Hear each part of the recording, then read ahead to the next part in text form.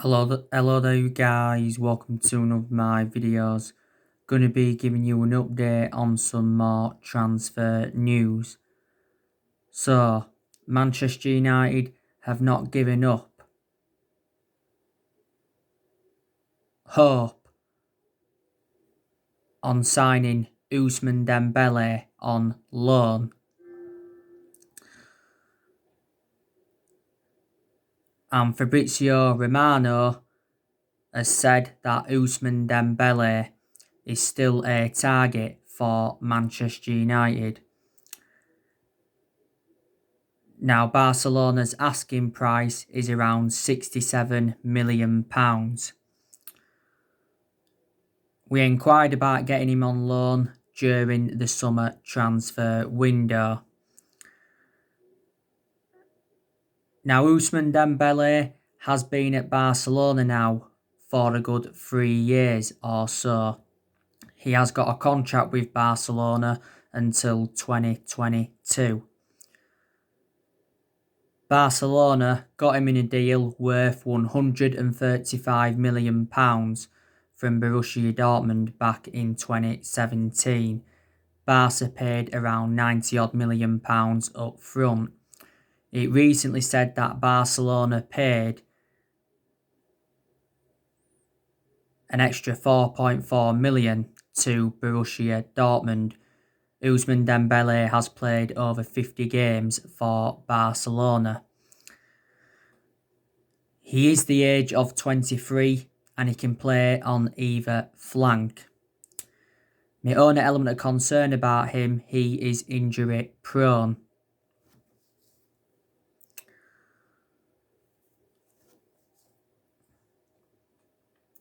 I think Barcelona have been in the process of trying to get him a new contract. So yeah, he's one of the alternative to Jadon Sancho. A few weeks ago it said he could be available for £45 million in January.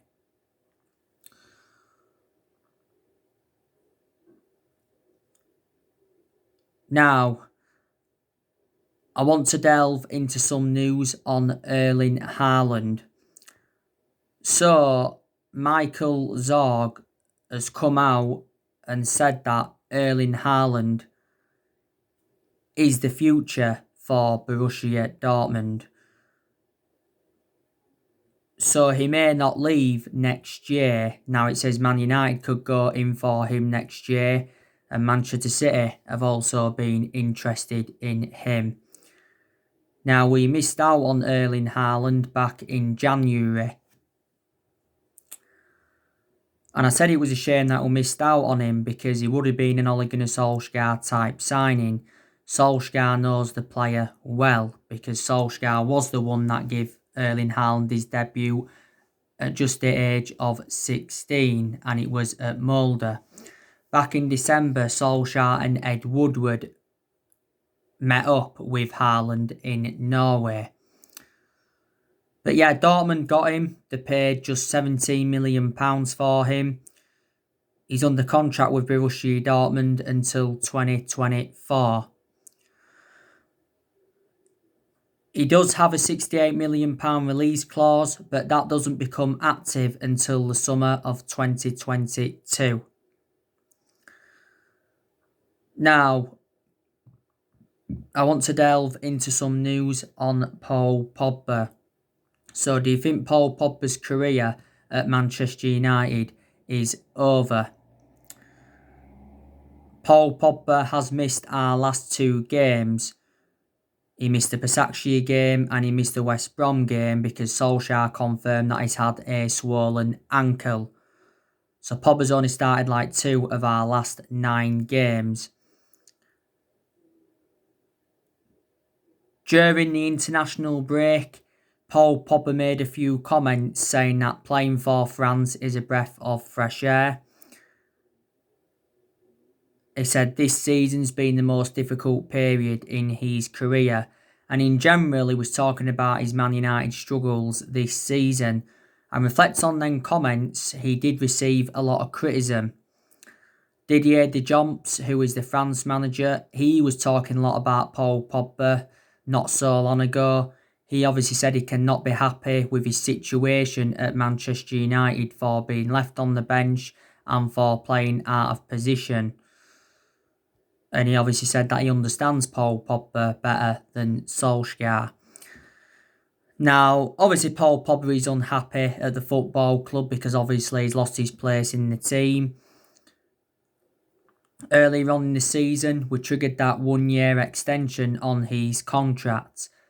But he was unhappy when we triggered that 1-year extension on his contract. He's under contract with the football club until June 2022. It was also confirmed by Fabrizio Romano. There has been no talks over getting him a long-term contract at the club. Pogba's agent Mini Raiola said during the summer transfer window that Pogba wants to stay at Man United and he will hold talks over a new long-term contract. I'm expecting Pogba to leave next year. He's had a long-running transfer saga. Earlier on this season, he did make an admission saying that one day his dream is to join Real Madrid. And he said last year that he wanted to leave Man United because he was seeking for a new challenge. There's obviously been narratives of him possibly going back to Juventus. Pogba did endure 4 good years with Juventus. PSG and Barcelona have been in for him before. Now, this is his 5th season at Manchester United since he rejoined, and analysing the vast majority of his career, he's been inconsistent. He's only had a good couple of periods. For the vast majority of last season, he was out with an ankle injury. He is our most expensive signing at the moment because we paid £89 million for him. He did endure a difficult time under the Jose Mourinho era, but all our top players endured a difficult time under the Jose Mourinho era. And we had Pogba when he was a lot younger under the Sir Alex Ferguson era, but we had to let him go due to limited appearances. Paul Pogba could be available for the game on Sunday against Southampton, but I don't think he'll start anyway. So that's the breaking news on him. But yeah, I think we're going to get rid of him next summer. We won't want to let him go on a free transfer. He said that he actually intends to leave the club on a free transfer. But yeah, like I've said, there's a lot of players on our agenda. Obviously, Dayot Upamecano from RB Leipzig, he's on our agenda. I think we're going to go in for him next summer, because next summer he's going to be available for around £36 million, because that's when his release clause does become active. I think he's confirmed he's leaving Leipzig next summer. Liverpool have also been interested. The main explanation why Liverpool are in for him is because Liverpool have got Virgil van Dijk out with a serious injury. Could be out for the rest of the season. They've also got Joe Gomez out. So this is why. I like Dayot Upamecano though, and I think he'd complement Harry Maguire in our back line. He's been at RB Leipzig now for a good 3 years or so. Leipzig only paid around £9 million for him from Red Bull Salzburg. Bayern Munich were also interested, but it's turned out that they can't afford him now. David Carmo, he's been another player on our agenda. He currently plays for Braga. He said a few weeks ago that Dan Axel Zagadou was on our agenda. We've obviously revived our interest in Jack Grealish. We was in for Jack Grealish during the summer transfer window. Villa did say though that they wanted £80 million, and that put us off. And plus, we had element of concerns about where he would fit in the team. Was it earlier on the season or before the start of the season? Grealish signed a 5-year contract with Aston Villa. He's so far spent the entirety of his career with Aston Villa. He obviously now plays on that left-hand side. Yesterday, I give you the breaking news on Christian Eriksen. Cora Dello Sport said that Man United are trying to exploit a move for Christian Eriksen. Christian Eriksen reportedly wants to make a return to the Premier League. Now, a lot of Manchester United fans don't think Christian Eriksen will come to Man United. Arsenal have also been in for him. I think he's going to be available for the cut price deal. I think it said he'd been offered to Arsenal for around £12 million recently. But yeah, he's been poor at Inter Milan. He struggled to adapt to Antonio Conte's system. He's been at Inter Milan now for almost a year. Inter Milan did pay £17 million for him. He's got a contract with Milan until 2024. He did endure 7 years with Tottenham. He enjoyed some good seasons with Tottenham, but he also enjoyed some poor seasons with Tottenham. We was obviously linked with Christian Eriksen though when he was at Ajax. That's where he began his senior career.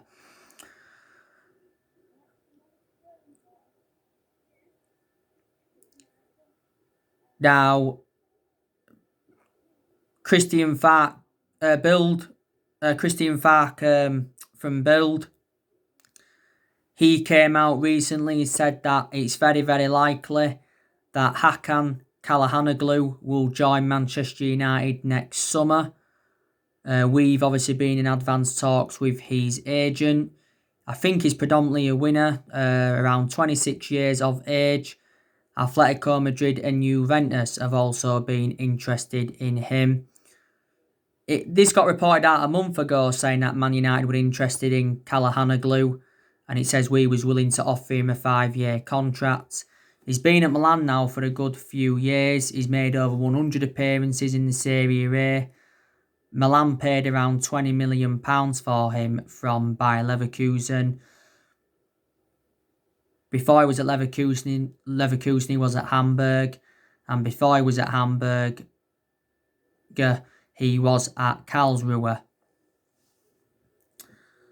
So you know the news on him. But I think Manchester United need a centre-half and we also need a right winger. They are the two priorities. We're also going to focus on the outgoings next year as well as the incomings. There's still deadwood at the football club we need to get rid of. I think next year we'll be looking to get rid of Jesse Lingard. We'll be also looking to get rid of Marcus Rojo, Phil Jones. We'll be looking to get rid of Sergio Romero. Sergio Romero is now our third choice goalkeeper.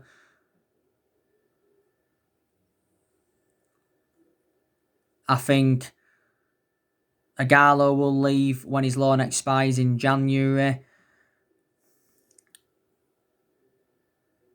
Matic could leave the club next year because he's lost his place in the team. So could Juan Mata. Could Daniel James possibly leave because he's been out of form and his appearances are now limited at Man United. Obviously, there's been rumours of Brandon Williams going out on loan in January. Brandon Williams is now our third choice left back following the arrival of Alex Telles. Southampton do want him on loan to provide competition for Ryan Bertrand. Williams was good last season though, played a lot of games. He's made around 33 first team appearances. Was it at this early on in the season or was it during the summer? Williams signed a 4-year contract with Man United and at the start of the season we're giving that number 33 shirt, but I think it'd be beneficial if we let him go out on loan so he could gain more experience. There's been rumours of Dean Henderson going out on loan. Celtic have been interested in him, Leeds United have been interested in him, and so too have Bournemouth. The main explanation, Dean Henderson wants to go out on loan so he can become England's #1 goalkeeper. But Solskjaer said prior to the game against Istanbul Başakşehir that Dean Henderson wants to stay at Man United and he wants to play for the club. Dean Henderson is our second choice goalkeeper. Hasn't featured in the Premier League this season, but he's played in both the Carabao Cup games and made his Champions League debut for the club in the game against Istanbul Başakşehir in Turkey. And he made his England debut earlier on this month. During the summer, Dean Henderson signed a 6-year contract with Man United worth around 120 grand a week. He's got that experience behind him. He enjoyed 2 successful loans with Sheffield United. He's obviously had loan spells with Stockport, Grimsby and Shrewsbury before. And we got Dean Henderson at the age of 14, so he has been part of the club for several years.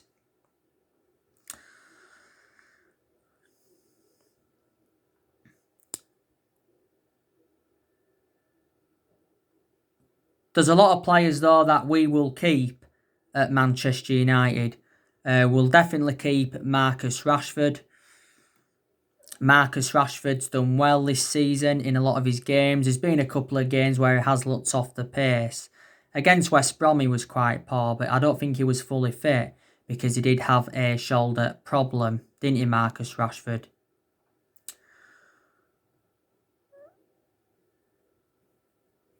So he's the foreseeable future for Man United. Rashford's been part of the club for several years. He turned 23 a few weeks ago.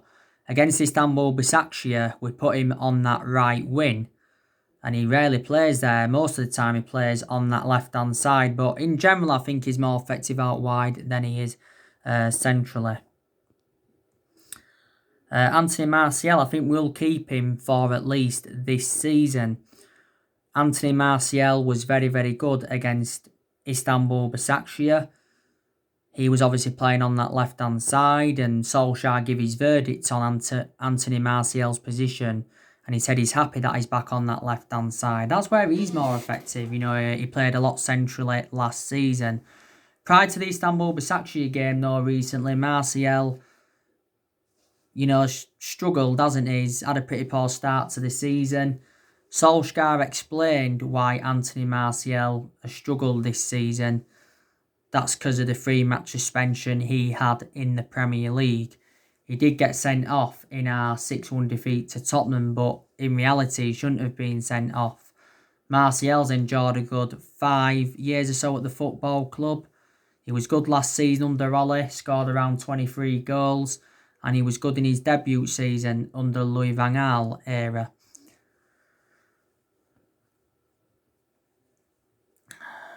Now, obviously, we'll keep Edinson Cavani for at least this season.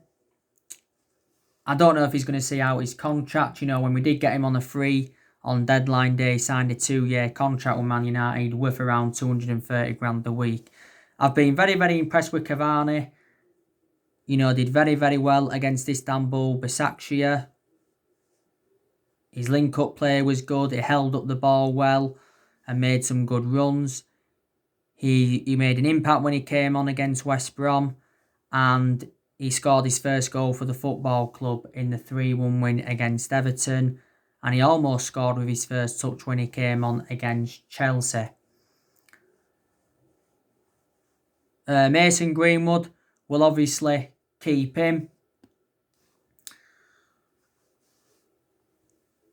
I haven't really had much of a perception on Greenwood this season because he's obviously had a lot of personal issues. He's obviously had some injuries. He's obviously been out with illness not so long ago.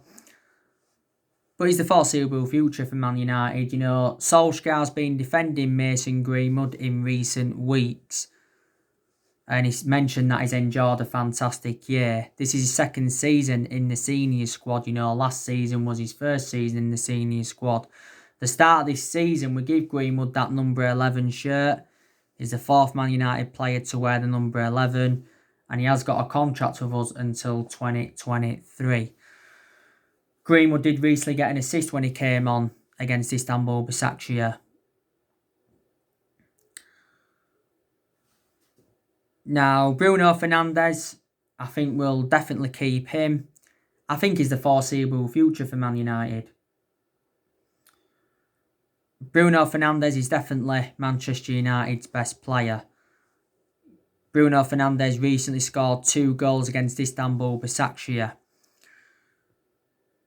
Fernandes has 21 goals in 35 games and he's provided around 15 assists. A lot of his goals have come from the penalty spot. But yeah, he's been at the club nearly a year. He's got a contract with Man United until 2025. we paid €55 million for him from Sporting Lisbon back in January. But he has definitely made a difference in the team.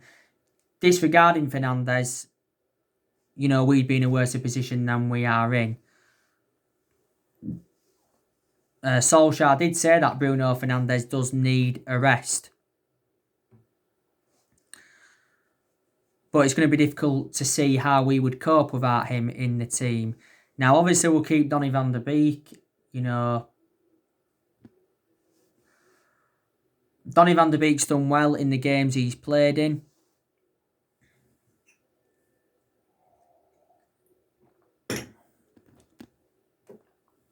He's done well in the games he's played in.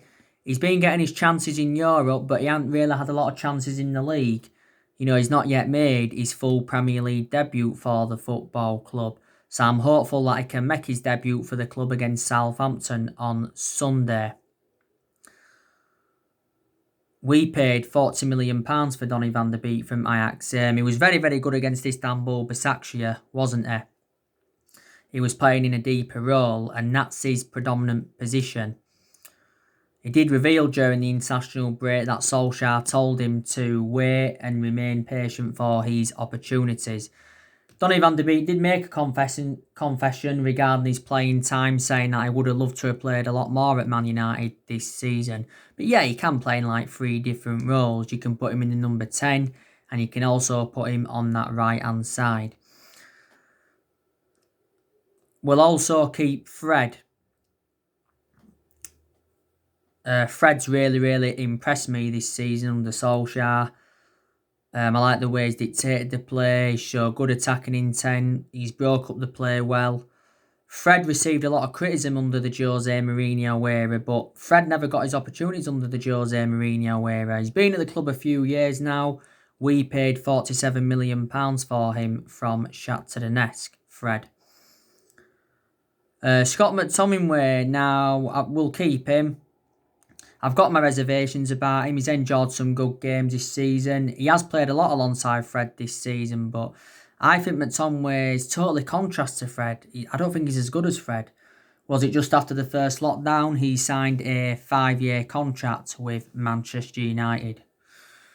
Luke Shaw, I think we'll also keep him for at least the next couple of seasons.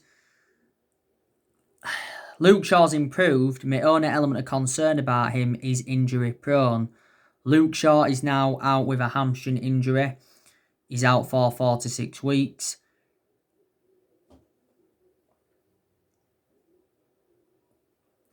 Don't forget he had an ankle injury towards the end of last season, and he was injured at the first part of last season. Yeah, Luke Shaw's enjoyed a good 6 years or so at the club. We paid £30 million for him from Southampton back in 2014. We'll obviously keep Harry Maguire. I think Harry Maguire has really, really rejuvenated himself. He's been very effective in the air. He's showed that ability to play out from the back. He's made some good blocks. He's been good from set pieces. Don't forget, Harry Maguire had early season troubles because obviously he had that incident in Greece before the start of the season. He had a few knocks and he got sent off in England's 1-0 defeat to Denmark earlier on this season. He is our current captain, Harry Maguire, and he's the most expensive centre-half in the world at the moment because we got him in a deal worth £80 million. I think we'll keep Victor Lindelof for probably at least this season, maybe next season as well. Lindelof's had some good games this season, but I still do have my reservations about him. He's nowhere near on the same level as Harry Maguire. We paid like £31 million for Lindelof from Benfica back in 2017. Axel Tuanzebe, now I think we'll keep him. Axel Tuanzebe has played a few games since he come back. A lot of his appearances have come from the bench. He did start though against PSG, didn't he? And I thought it was exceptional against PSG. And that game against PSG was his first start for Man United in 10 months. Solskjaer was talking about Tuanzebe prior to the Chelsea game. And he said that he's challenged him to add consistency to ensure that He has a long career at Man United, but obviously all is hopeful that he remains injury-free. Now, obviously know the news on Timothy Fosu-Mensah. Reports are coming out saying that Man United have offered him a 3-year contract because Solskjaer wants to keep him at the club, Fosu-Mensah. He's only started like 4 games for the club in 3.5 years. He's obviously had injuries, and it was last season we triggered that 1-year extension on his contract. Now, he's an option at right back, isn't he, Timothy Fosu-Mensah? So, like I said, if Wan-Bissaka wasn't to be available for Sunday, then we'll put Fosu-Mensah at right back. He played a few games towards the end of last season. Now, Alex Telles will obviously keep him. I think he's the foreseeable future for Man United. Like I said, he's going to be a very good signing. He's done well in the games he's played in so far. Did very, very well against Istanbul Başakşehir. Did well on his Premier League debut against West Brom and did well on his Champions League debut against PSG. We got Telles for like 15.4 million. He signed a 4-year contract with the club, I think with an option of a further year. We'll obviously keep Wan-Bissaka. I think Wan-Bissaka's impressed me this season. There's some games where he's looked a bit off the pace and all of that, but the games he's played well in his show, good attacking intent, and his defensive contribution hasn't been good. I think he can be our right back for at least the next 7 or 8 years. This is his second season at Man United. We got him in a deal worth £50 million from Palace in the summer of 2019. And we'll keep David De Gea, I think, for at least this season. Maybe he could stay for another couple of seasons. David De Gea's got no intentions of leaving the club. So there you go. Manchester United go up against Southampton on Sunday. I've already given you my preview for the game, and I recently given you my starting 11 prediction for the game. If we do beat Southampton on Sunday, it will be our 4th win in a row in all competitions, because we've won our last 3 games in a row, so we have been in good form recently. But it will be a tough game because, like I mentioned, Southampton are in good form. They are unbeaten in their last 7 games. They have the second best home record in the league this season. They're sitting 5th in the Premier League at Southampton. And that's good to their standards. They've registered 17 points from their opening 9 games. They did recently draw 1-1 with Wolves.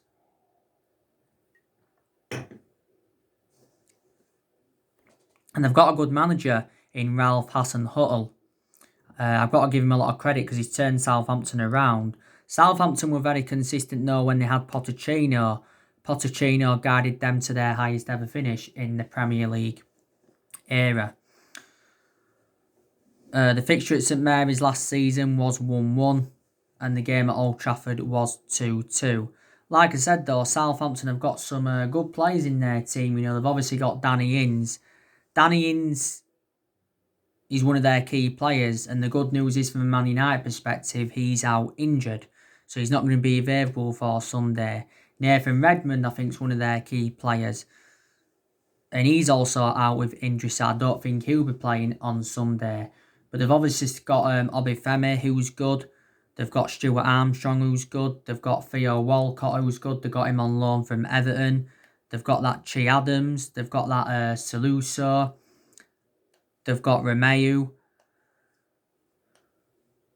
They've got Kyle Walker-Peters, who's good. I think he's a right back. They've got Ryan Bertrand, who's a good left back. They've got that Vestergaard, who's a very, very good centre-half for them. And like I mentioned, Southampton have lost quite a few players. Obviously, they lost Charlie Austin. They lost Cedric Soares. They lost Mario Lemina because he went out on loan. They lost Holberg. He's another one. There's a few players that they've lost to Liverpool over the years. They lost Virgil van Dijk to Liverpool, they lost Adam Lallana to Liverpool, Dejan Lovren to Liverpool, Sadio Mane to Liverpool, Nathaniel Klein to Liverpool. So there you go. And our next game after Southampton is PSG in the Champions League, and that will be a tough one. We only need a point anyway to qualify for the knockout stage. Solskjaer's already beaten PSG twice as a manager, because we're beating them in the group stage earlier on this season 2-1, and we knocked them out of the last 16 a couple of seasons ago, beating them by 3-1, and we overcame a 2-goal deficit. So anyway guys, that's everything to update with today. Drop your comments, likes below on the channel. If you do, consider subscribe as always. And yes, next video, my reaction to Ole Gunnar Solskjaer's press conference. See you all again very, very soon.